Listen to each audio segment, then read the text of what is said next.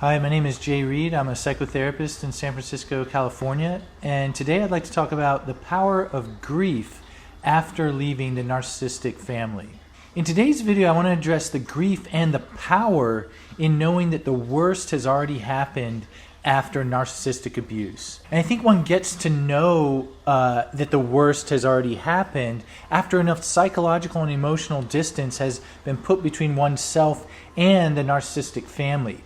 Similar to in the prior videos talking about David Solani's concept of leaving home, that I think captures it when there's enough of a buffer to begin to sort of experience the abuse as having occurred in the past by people who are no longer in one's midst, that it begins to be possible to know at a visceral level that the worst is over with. And I'm defining the worst part of narcissistic abuse as when the victim is currently maintaining the hope that things are going to get better with the narcissistic parent or partner. If one had a narcissistic partner during the throes of the abuse, then there may be this sort of longing for the start of the courtship, where the victim may have felt like the center of the narcissistic partner's world, and filled to the brim with sort of amounts of self-worth due to how adulatory the narcissistic partner treated the victim at that point. And for the children of the narcissistic parent, it might be the memory, not necessarily consciously, but that sort of felt memory of when the child victim was mom or dad's special little guy or girl. Usually the period in life before the child grew to show signs of their own separate existence, separate will, and initiative, as has been discussed before. In other cases, the child may never have been treated well by the parent, but I think biology, as discussed, can plant a wish in us to search for and believe in the kind of parents we all wish we had. And when these wished-for scenarios are operative with the narcissistic parent, I believe that's when the most amount of suffering can occur, because it's the presence of that wish and needing at the time to hold on to that wish, especially for the child victim, that results in the dismissal internally of the wounds being suffered at the hands of that narcissistic parent or partner. It's important, in fact, it has to be that one dismisses those wounds, because paying attention to them would further threaten the attachment that has to be maintained towards the narcissistic parent or partner at the time, again, when one is in the throes of this abuse. And so if we, once enough distance has been put in place, that there is a grieving that one may go through where there's the acceptance of knowing that one will never get what was wished for from the narcissistic parent or partner. But if enough distance has been put in place, there's a sense of so be it, with that recognition that one will never get what was wanted. This kind of dovetails with what was discussed in last week's video about the hopeful self in relation to the narcissistic parent, where one must retain the hope, or have a compartment in the self that retains the hope that the narcissistic partner or parent will eventually deliver what is needed if one just contorts themselves enough to the narcissist's liking. And the practice of that can create this subjective experience of always having to sort of yearn to be something more, where one's sort of status quo experience of oneself just viscerally feels like not enough, fundamentally inadequate.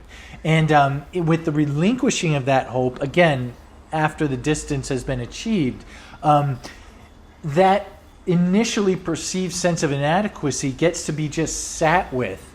And then over time, I think that gets to shift, because the claim that one is inadequate just as one is a lie, promoted and imposed upon by the narcissistic parent or partner, again, because they can't sort of tolerate their own deeply felt sense of their own inadequacy and have to find it in the victim. But to sort of disabuse oneself of this notion guess it's quite literally disabusing. One is abused and one is disabusing.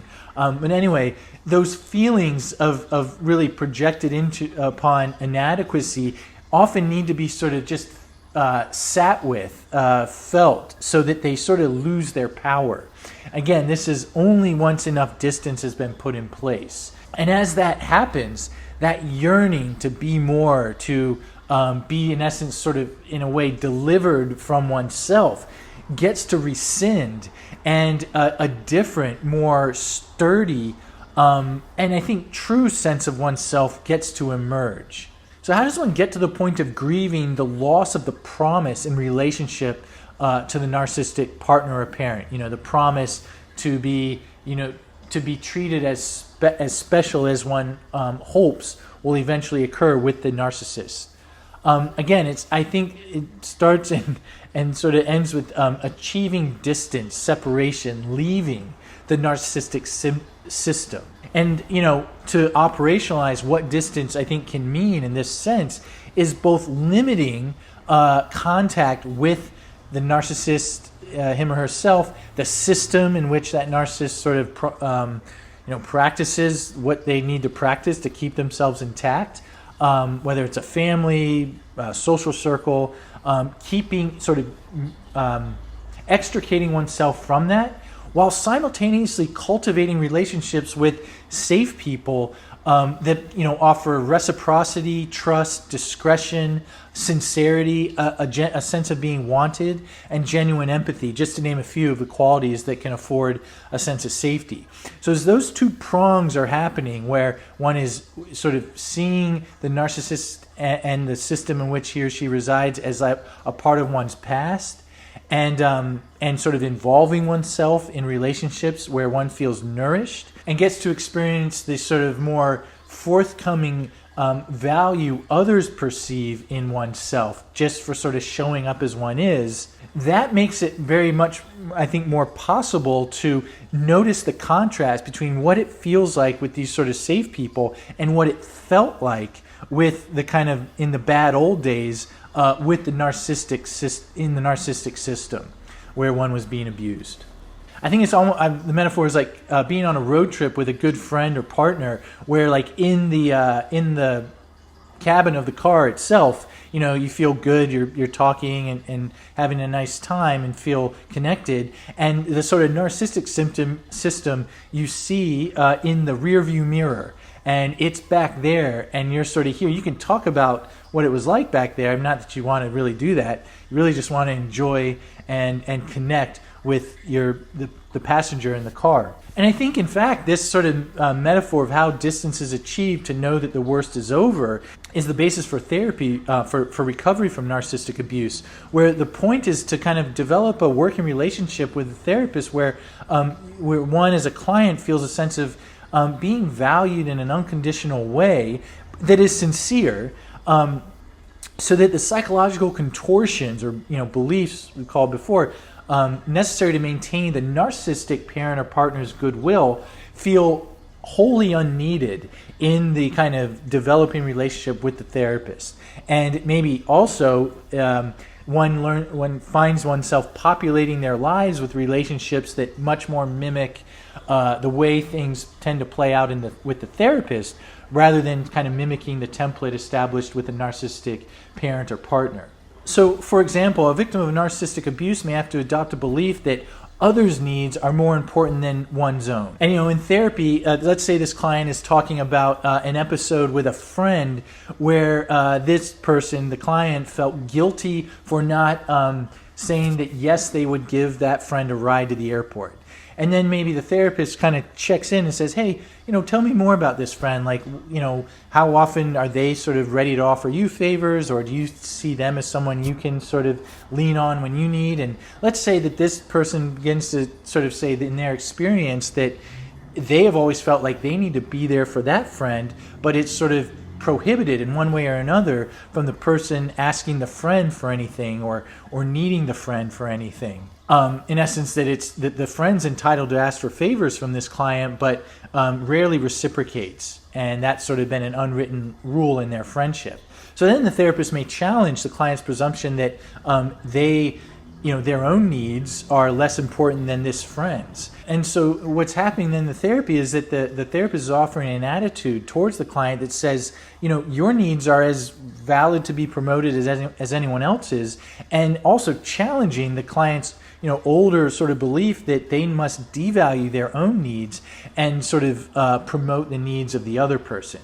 And it's these kinds of exchanges in therapy that happen over and over, that gently, gradually, and incrementally work to disconfirm a belief or a contortion of like others' needs are more important than my own. And as that happens, the client gets to feel and find that it's now safe to kind of regard their own needs as being on an equal playing field with other people's, and that if they do so, most importantly, they don't risk the danger that they used to risk with the narcissistic parent or partner, and that is either loss of relationship with the other person or attack from the other person.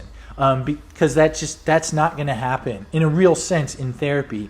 And then as that kind of model again gets traction and grows to be what one expects, then one seeks that too, I think, in the outside world of therapy as well.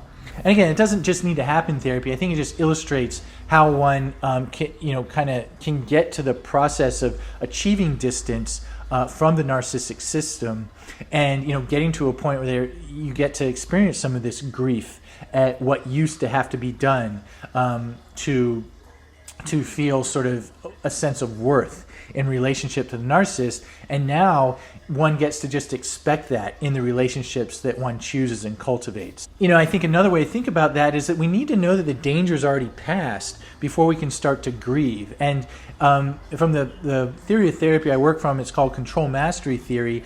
And the premise of that is really that therapy progresses once people feel safe to pursue actions, goals they had that were once dangerous to do in the context of an important earlier relationship. So in this example, it would have been very dangerous for this client to think they are entitled to the same amount of care in a relationship with that friend as that friend deserved from the client. Because if they said, hey, to that friend, hey, I need a ride to the airport, that friend would be like, how dare you, and probably seek to humiliate the client. But through doing this work in the therapy and offering a relationship where that is not necessary to devalue one's own needs, say for the sake of the therapist's needs, then it becomes possible to say, like the danger is past. I don't have to involve myself in relationships or friendships like that where I feel shortchanged. And instead, I get to kind of find ones where I kind of get most of what I need and it's forthcoming. Then it's possible to grieve. Then it's possible to feel the negative feelings that had to be sort of disavowed while like the narcissistic parent or partner was the only game in town. And so they talk about and make this awesome example of crying at a happy ending in a movie. Why is it that, say, in a romantic film where during the middle you're unsure if the two protagonists are going to get together, that people aren't crying? Because they're actually anxious, because the outcome is uncertain, and we can't kind of like have the feelings of sadness and so forth until the outcome is certain, hopefully in the way we want. And of course, in most romantic films, the two get together, and oftentimes it's when they get together that one might cry. You might see moviegoers crying, and the theory says that now it's safe to cry because you know that the danger has passed and the outcome is solid and achieved. You apply that to enduring years of narcissistic abuse in a family or a relationship. It's a similar process. You get to sort of like in that process, disconfirm the rules that had to be adopted with the narcissistic system, putting distance from oneself, between oneself and it. And as that happens, the grief of surrendering the wish that things would get better with the narcissist gets to be let in and felt because it's now safe to do so. The narcissist is way in one's rearview mirror. And that allows, I think, one to accept oneself just as one is, as opposed to kind of having to keep following that impulse to seek something better, be something more. in essence, that lie that the narcissistic abuser uses to tell the victim that he or she is not sufficient just as he or she is. And that lie, I think, gets imposed by the way the narcissistic parent or partner selectively sort of hurts and abuses overtly, devalues the victim, but then sort of offers them salvos that say, hey, you can win my favor, or hey, let me pick you back up. And the effect then is that the victim sees that the only, or concludes that the only person who can make them feel better is the same person who's hurting him or her. And so importantly, with this needed distance in place, one gets to sort of break that fusion of having to go to the same person who's hurting them for the help they're seeking, and know that there's a lot of other people who can offer help who don't hurt the person in the first place. And when that becomes the predominance in one's life with these safe people, then the need for sort of feeling delivered from oneself and so forth really, really retracts, and there's a much stronger sense of self-acceptance, and I think is an important part of the recovery process. I hope today's video was of some use in sort of talking about, I guess, some of the earned incremental, maybe later stages of recovery from narcissistic abuse, and just want to caveat that wherever one is in the process, that's sort of exactly where one should be. And so with that, I thank you again for your continued support, and I look forward to posting next week, Sundays at 9 a.m. Pacific time. Take care.